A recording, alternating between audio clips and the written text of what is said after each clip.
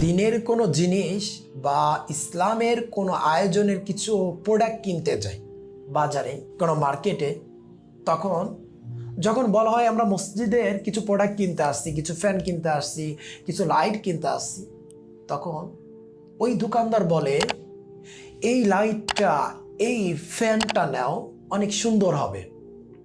সে একটা কর্নার থেকে বের করে দেয়, বলে এই লাইটটা অনেক সুন্দর। কেন?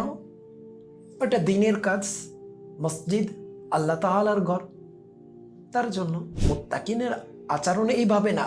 মসজিদে যেভাবে যে প্রোডাক্টটা দিছে, যত সুন্দর রিসার্চ করে দিছে, যতটা ভালো মনে করে দিছে, আমার আরেক ভাই যদি ওই প্রোডাক্ট যদি কিনতে যায়, ওই পণ্যটা যদি, ওই ফ্যান, ওই লাইট যদি কিনতে যায়, সেম ওইভাবেই বের করে দেওয়া উচিত। ভাই এই জিনিসটা, এই পণ্যটা ভালো হবে।